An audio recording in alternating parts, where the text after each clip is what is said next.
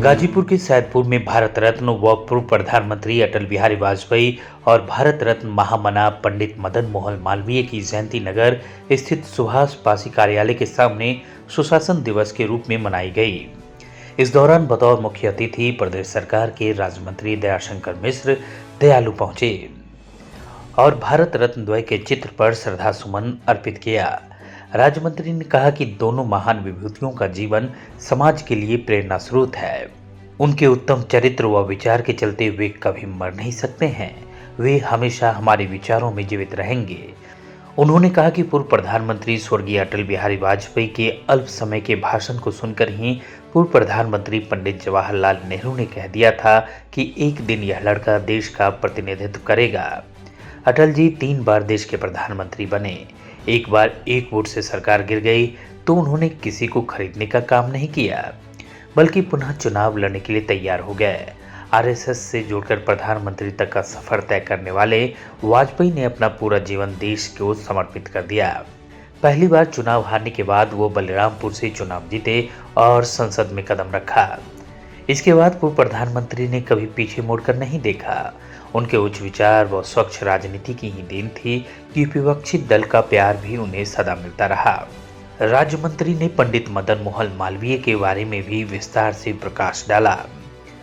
कहा कि जब कांग्रेस गंगा नदी पर बांध बना रही थी तो महामना ने गंगा महासंघ बनाकर विरोध किया। केंद्रीय ब्राह्मण महासभा, हिंदू महासभा समेत तमाम संस्थाओं का गठन किया। उनके द्वारा बनाए गए काशी हिंदू विश्वविद्यालय की पहचान आज भी एक अच्छे विश्वविद्यालय के रूप में पूरे विश्व में है।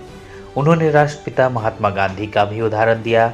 कहा कि राष्ट्रपिता महात्मा गांधी की प्रतिमाएं आज भी लगाई जा रही हैं। उनके विचार आज भी प्रासंगिक हैं। इस मौके पर जिला पंचायत अध्यक्ष सपना सिंह, जिला प्रभारी अशोक मिश्रा, कृष्ण बिहारी राय, राम तेज पांडे, अखिलेश सिंह, ओम प्रकाश राय, ब्रजनंदन सिंह, नवीन अग्रवाल, लवकुश वर्मा, डॉक्टर पीएन सिंह आदि रहे। अध्यक्षता जिला अध्यक्ष भानु प्रताप सिंह व संचालक परवीन सिंह ने किया। हिंदुस्तान के लिए बहुत महत्वपूर्ण दिन है, बहुत पवित्र दिन आप कह सकते हो कि आज देश के 2 महान विभूतियों का जन्म हुआ। आज के दिन पंडित अटल बिहारी वाजपेयी जी, पंडित मदन मोहन मालवीय जी, सच में वो दोनों भारत के रत्न थे, रत्न हैं और रत्न रहेंगे, जिनका जीवन बहुत प्रेरणादायी है, त्याग का, बलिदान का, इस देश के लिए अपना सर्वोच्च न्यौछावर करने का। तो आज उन्हीं का जन्मदिन मनाने हम सब यहाँ एकत्र हुए हैं। आज गाजीपुर भारतीय जनता पार्टी के सारे पदाधिकारीगण के साथ। दयालु जी, निकाय चुनाव को लेकर कोर्ट में तारीख पर तारीख पड़ रही है। अब 27 दिसंबर को डेट पड़ा है, लोगों के बीच असमंजस की स्थिति बनी है। उस पढ़ने वाली तारीखों की हम आलोचना नहीं कर सकते।